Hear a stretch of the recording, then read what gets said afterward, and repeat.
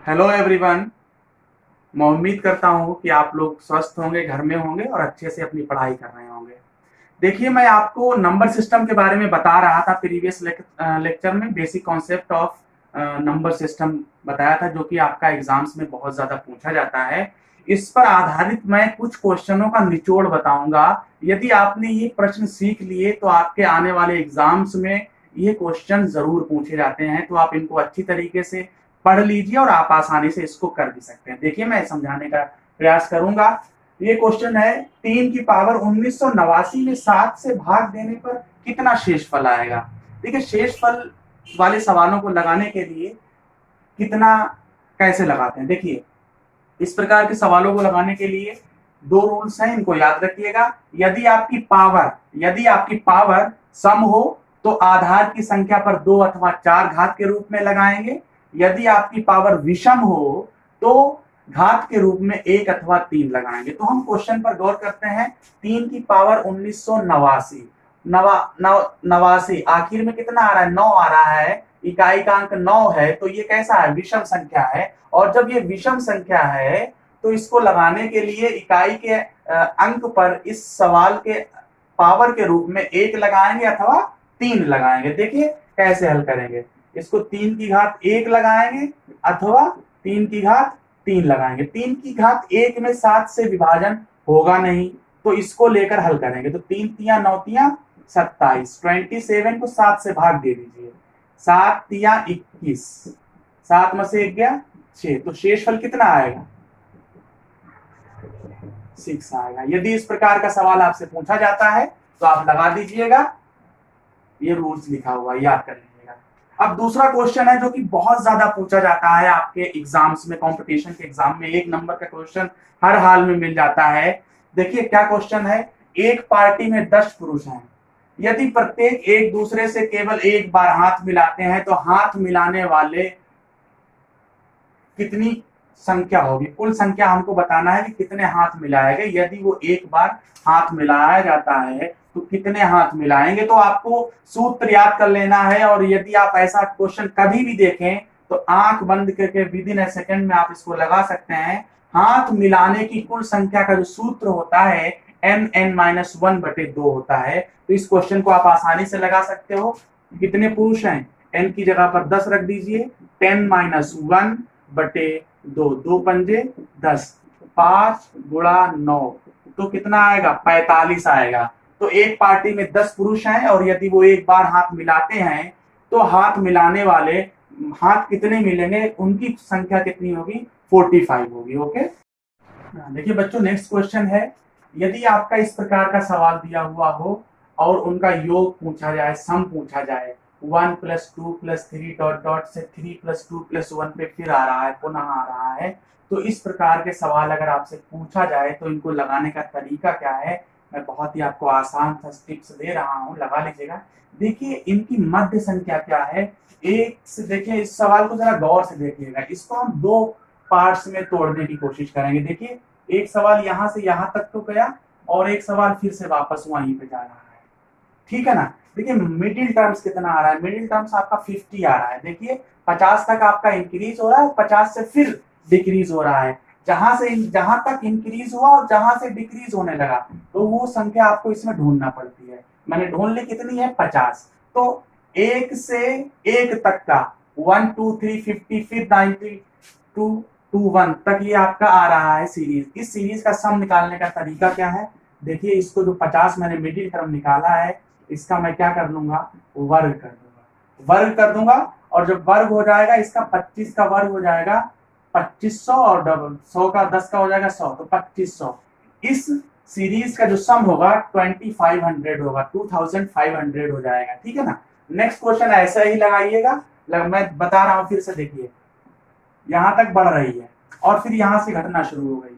1 2 3 32 और फिर 31 30 3 2 1, यहां तक आपका डिक्रीज हो गया। तो आपका मिडिल टर्म हो गया आपका 32। तो फिर वही चीज है, जहां तक आपकी डिक्रीज हुई, जहां से आपकी इंक्रीज हुई, जो मिडिल टर्म होगा उसका आपको वर्ग करना पड़ेगा। और जब आपको वर्ग करना है तो 32 का वर्ग, और 32 का वर्ग आपको पता है 1024 होता है। और वर्ग को निकालने की आसान सी ट्रिक मैं आपको बताने की कोशिश करूंगा। देखिए कैसे वर्ग निकालते हैं। 3 का वर्ग 9 हो जाएगा और 2 का हो जाएगा 0 4 और 3 दूनी 6 दूनी 12, ऐसे इसको जोड़ देंगे 0 9 2 ये हो जाएगा आपका 4 और 2 9 1 10 तो 1024। इस आसान ट्रिक से आप किसी भी संख्या का वर्ग निकाल सकते हो। कैसे? ये इन संख्याओं को पहले आप इसका वर्ग कर लेंगे, अलग अलग संख्याओं का। 3 का वर्ग 9 और 2 का वर्ग 4, मतलब इसको 0 4 लिख देंगे। फिर इसकी गुणा करा देंगे, 3 दूनी 6 दूनी 12 जोड़ लेंगे तो 1024 आएगा। ये आसान सी ट्रिक, इसको सीख लीजिएगा, मैं किसी लेक्चर में ट्रिक बता भी दूंगा। देखिए नेक्स्ट क्वेश्चन है आपका, 5 क्रमागत विषम संख्याओं का योग 95 है तो सबसे बड़ी संख्या। ये भी क्वेश्चन, इस प्रकार के क्वेश्चन भी बहुत पूछे जाते हैं। 5 क्रमागत विषम संख्याओं का योग 95 है तो सबसे बड़ी संख्या आपको निकालना है। तो कैसे निकालेंगे? देखिए 5 क्रमागत विषम संख्याओं को ट्रेडिशनली जो आप लगाते चले आ रहे हो, जब आप कक्षा 5 6 7 8 में जो सवाल आप लगाते हो, ट्रेडिशनली नहीं लगाना है, क्योंकि आपको कॉम्पिटिटिव बीट करना है। तो आपको शॉर्ट ट्रिक्स और कम टाइम में आपको, क्योंकि एक मिनट होता है और कुछ आपके जो एग्जाम्स होते हैं उनमें 1 मिनट से कम टाइम दिया जाता है। तो आपको शॉर्ट ट्रिक्स और आपका जो स्पीड होना चाहिए बहुत ज्यादा होना चाहिए, तभी आपका कंपटीशन बीट होगा। ट्रेडिशनली बिल्कुल नहीं लगाएंगे जो आप पहले से लगाते चले आ रहे हैं। यहाँ पर मैं आपको शॉर्ट ट्रिक्स बताऊंगा। 5 क्रमागत विषम संख्याओं का योग 95 है तो सबसे बड़ी संख्या। इस सवाल को लगाने के तरीका, पहले हम निकालेंगे मध्य संख्या, बीच की संख्या, और मध्य संख्या को निकालने का तरीका 95, और 95 को 5 है ना, योग कितना है 5 संख्याओं का? 5 संख्याओं का योग है आपका 95, तो मध्य संख्या 95/5 हो जाएगी। और ये आपका 5 एकन 5 और 5 नेमा 19, तो इसकी जो मध्य संख्या आएगी वो कितनी आएगी? 19 आएगी। और क्या कह रहा है? 5 क्रमागत विषम संख्याओं का, क्रमागत का मतलब जैसे 1 के बाद 2, 2 के बाद 3 कोई क्रमागत होता है क्रमागत, तो विषम संख्याओं का क्रमागत क्या होगा? 1 के बाद 3, 3 के बाद 5, 5 के बाद 7। तो 5 क्रमागत संख्याएं पूछ रहा है, तो एक मध्य टर्म तो आपको मिल गया है, मिडिल टर्म तो मिडिल संख्या तो आपको मिल गई है, जो मिडिल टर्म आपको मिल गया है और 5 संख्याएं हैं, तो क्रमागत अगली संख्या होगी 21 और अगली संख्या होगी 23। इससे पहले आपकी होगी 17, इससे पहले आपकी होगी 15। तो ये 5 संख्याएं आपने क्रमागत विषम संख्याएं निकाल ली हैं। और आपकी पूछ रहा है सबसे बड़ी संख्या, तो सबसे बड़ी संख्या कितनी हो जाएगी? 23 हो जाएगी। सबसे बड़ी संख्या बराबर 23। और यदि इसी सवाल में आपसे पूछ लेता सबसे छोटी संख्या, तो सबसे छोटी संख्या आप लगा सकते थे।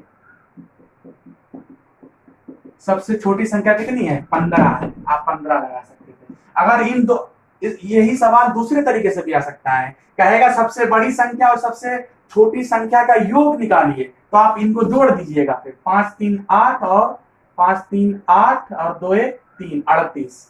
तो ये सवाल कई प्रकार से आ सकता है, आप इसको अच्छे से सीख लीजिएगा। यदि आप इसको कंफ्यूजन हो रहा है समझने में, तो आप इनको कमेंट सेक्शन में कमेंट करिएगा, मैं इसको आपको समझाने की कोशिश करूंगा।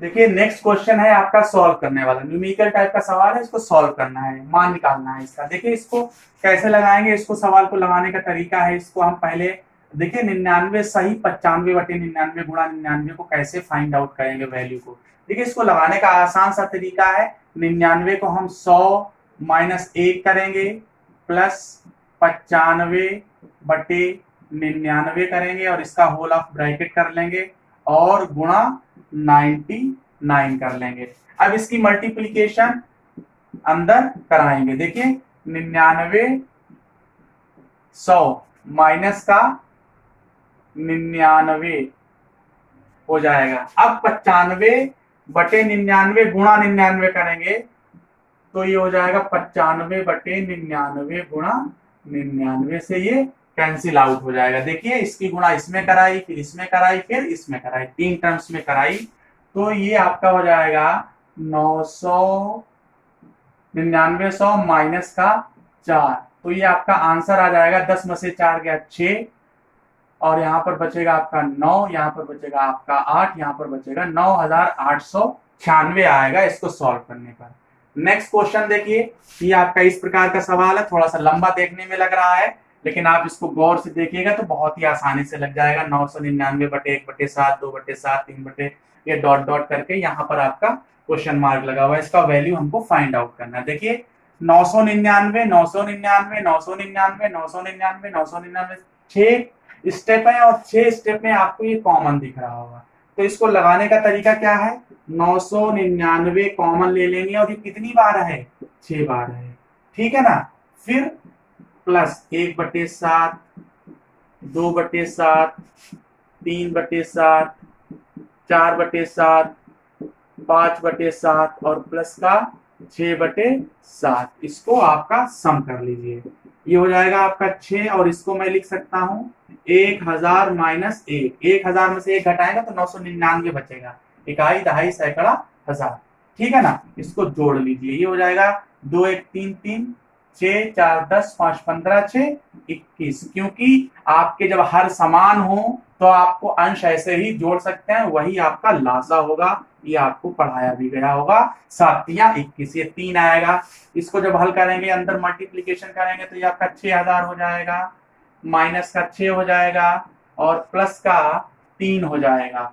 और जब 6000 में से 3 जाएगा तो ये आप सब्ट्रैक्ट करिए, 10 में से 3 गया 7, 9 9, 5997 आएगा जब इसको हल करेंगे, ठीक है ना बच्चों। नेक्स्ट क्वेश्चन है, एक सही 1/2 में कितने आधे हैं, कितने आधे हैं, कितने चौथाई हैं, कितने चतुर्थांश हैं। इस प्रकार के सवाल भी बहुत पूछे जाते हैं। तो इन सवालों को लगाने के लिए आप कैसे लगाएंगे, देखिए मैं आपको बता रहा हूं।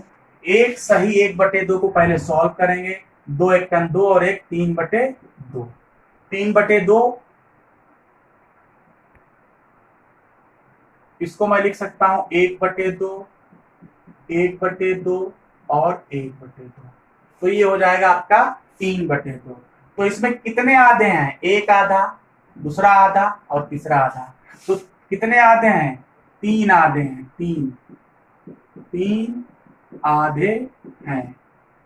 आपसे कोई पूछे एक सही 1/2 में कितने आधे हैं, कुछ बच्चे 1 लगा देते हैं, नहीं, इसको लगाने का तरीका 3/2, फिर कितने आधे हैं, एक आधा, दूसरा हाफ, तीसरा हाफ। तो 1 2 3, कितनी संख्या है, 3 आधे हैं इसमें।